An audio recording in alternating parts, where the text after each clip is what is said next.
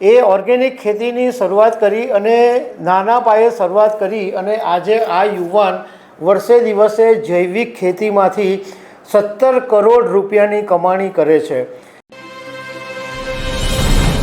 નમસ્કાર, ખબર છે .com ઉપર અમે ઘણી બધી વખત એવી સક્સેસ સ્ટોરીઓ શેર કરતા હોઈએ છીએ કે જેની સફળતાને કારણે કોઈકની જિંદગીમાં સુધારો આવે, કોઈકને પ્રેરણા મળે અને કોઈ સફળ થાય, એ અમારો આશય હોય છે।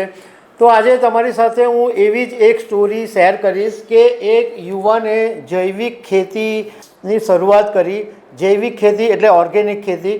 એ ઓર્ગેનિક ખેતીની શરૂઆત કરી અને નાના પાયે શરૂઆત કરી અને આજે આ યુવાન વર્ષે દિવસે જૈવિક ખેતીમાંથી 17 કરોડ રૂપિયાની કમાણી કરે છે।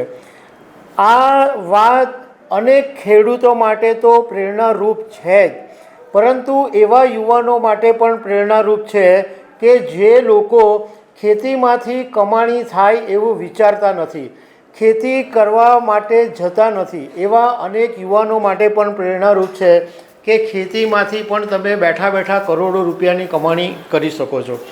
તો આના વિશે તમારી સાથે વાત કરીશ। મારું નામ રાજેશ શાહ છે અને તમે જોઈ રહ્યા છો ગુજરાતના સૌથી મોટા ડિજિટલ ન્યૂઝ પ્લેટફોર્મ ખબર છે .com ને।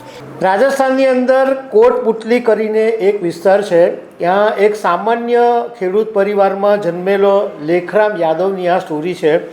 લેખરામ યાદવ આજે રાજસ્થાનની અંદર જૈવિક ખેતીનું એક ઉદાહરણ બની ગયું છે, એક્ઝામ્પલ બની ગયું છે। લોકો એને જોઈને ઓર્ગેનિક ખેતી કરતા થઈ ગયા છે અને આ લેખરામ યાદવને સ્ટેટ નેશનલ લેવલે અનેક એવોર્ડ મળી ચૂક્યા છે, કારણ કે જૈવિક ખેતીની અંદર એણે જબરજસ્ત ક્રાંતિ કરી છે। જૈવિક ખેતીને એણે કમાણીનું મોટું સાધન બનાવી દીધું છે અને એના માટે એણે બહુ બધા બદલાવ કર્યા, બહુ બધા સંઘર્ષ કર્યા અને બહુ બધી મહેનત બી કરી।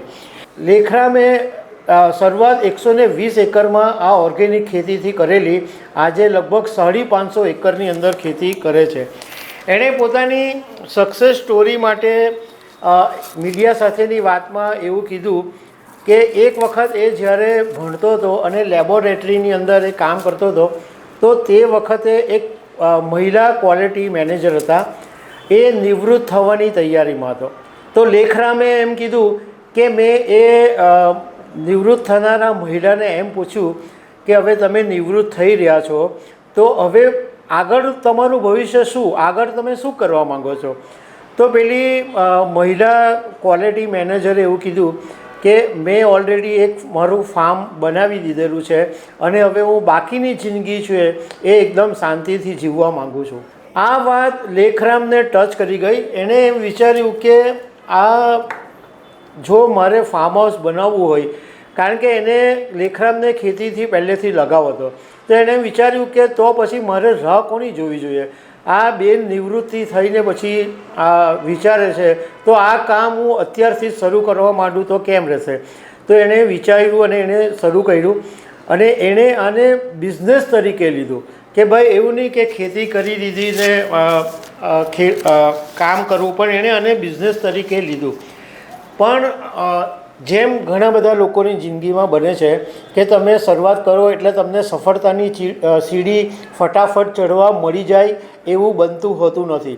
તો આ લેખરામ યાદવની જિંદગીમાં બી એવું જ બન્યું કે એણે જૈવિક ખેતીની શરૂઆત તો કરી દીધી, પરંતુ એણે જે પરિણામો અપેક્ષિત કરેલા હતા, એની જે ધારણા હતી એ પ્રમાણેના એને રિઝલ્ટ નહીં મળ્યા। પણ એણે આ જૈવિક ખેતી છોડી દેવાને બદલે એણે પકડી રાખ્યું અને વિચાર્યું કે હું એવો કયો રસ્તો શોધું કે જેને કારણે હું આગળ વધી શકું। તો એણે એ પછી યુટ્યુબ ઉપર વિડીયો જોવાના શરૂ કર્યા અને જૈવિક ખેતીની અંદર કઈ કઈ નવી ટેકનોલોજી છે એ બધો એણે અભ્યાસ શરૂ કર્યો। એમાં એના હાથની અંદર એક એવી ટેકનોલોજી આવી ગઈ કે જેણે એની જિંદગી બદલી નાખી। એ ટેકનોલોજીનું નામ છે તારાચંદ બેલજી ટેકનોલોજી। આ જે ટેકનોલોજી છે એ ઉર્જા વિજ્ઞાન ઉપર આધારિત છે અને પછી લેખરામ યાદવે આ ટેકનોલોજીનો પોતાના પાકની અંદર યુઝ કર્યો। આ ટેકનિકની અંદર એવું બતાવવામાં આવ્યું છે કે કેવી રીતે ઉર્જાને છોડ માટે હકારાત્મક એટલે પોઝિટિવ, નકારાત્મક નેગેટિવ અને ન્યુટ્રલ તરીકે તમે છોડને ઓળખી શકો. કેવી રીતના ઓળખો કે ભાઈ આ હકારાત્મક છે, આ નકારાત્મક છે અને આ ન્યુટ્રલ છે. તો આ ઉર્જાને કારણે આ ટેકનિકથી એ ઓળખી શકાય અને નેનો ટેકનોલોજીનો ઉપયોગથી છોડ માટે ફાયદાકારક બનાવી શકાય. આ વાત યુટ્યુબ ઉપરથી લેખરામ યાદવ શીખો. અને આ ટેકનિક એણે જ્યારે વાપરવા માંડી અને પોતાના ખેતરની અંદર યુઝ કરવામાં આવી તો એણે જોયું કે જે છોડ હતા એ એકદમ ઝડપથી વૃદ્ધિ પામતા હતા, ફટાફટ છોડ ઉગી જતા હતા અને એના જે પાક હતું એટલે જે પકવતો હતો એનું જે હેલ્થ હતું, એ આરોગ્ય હતું, એ પણ બહુ સારું હતું કે ફટાફટ પાક મરી નહોતા જતા, એ એકદમ તંદુરસ્ત પાક એના ઊભા થતા હતા. આટલો સક્સેસ મતલબ આ એના માટે બહુ જ એક મોટી સિદ્ધિ હતી. પણ એ પછી લેખરામે એક વૃક્ષાયુર્વેદની ફોર્મ્યુલા પણ અપનાવી, જે બાયોકેમિસ્ટ્રી અને એસ કેમિસ્ટ્રી એટલે રાખની કેમિસ્ટ્રી છે એની ઉપર આધારિત હતી. અને આ ફોર્મ્યુલાનો ઉપયોગ કરવાને કારણે પણ એને જબરજસ્ત ફાયદો થયો અને એટલા બધા અદ્ભુત રિઝલ્ટ એના ખેતરમાં આવવા માંડ્યા કે એ પછી ફટાફટ સફળતાની સીડીઓ ચડતો ગયો. લેખરામને એવું લાગ્યું કે આ જૈવિક ખેતી એ માત્ર પોતાનું ભવિષ્ય નથી, પરંતુ ખેડૂત સમાજ માટે વરદાન રૂપ સાબિત થવાનું છે.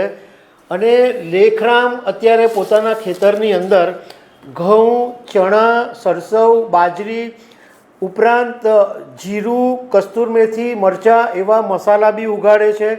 અને 60થી 70 એકરની અંદર ટામેટાં, બટાકા, ગાજર, શિમલા મિર્ચ આવા બધા શાકભાજી પણ ઉગાડે છે. અને આ ઉપરાંત કેરી, જામફળ, પપૈયા આવા બધા ફળો બી ઉગાડે છે. અને આ બધા ફળ, શાકભાજી જે બી એ ઉગાડે છે એ ઓર્ગેનિક હોવાને કારણે આ આરોગ્ય માટે, જે લોકો ખાય એના આરોગ્ય માટે પણ આ એકદમ તંદુરસ્ત હોવાનું કહેવાય છે. તો આ જે લેખરામ યાદવે જૈવિક ખેતી કરીને જો કરોડોની કમાણી કરી, તો ગુજરાતમાં પણ જૈવિક ખેતીની ઘણા સમયથી ચર્ચા ચાલે છે. તો ગુજરાતમાં પણ મોટા પાયે ખેડૂતો છે અને યુવાનો બી છે. તો આ માર્ગ અપનાવીને તેઓ બી કરોડપતિ બની શકે છે. તો દર્શક મિત્રો, આવી અનેક વાતો સાથે અમે તમને મળતા રહીશું. Thank you very much.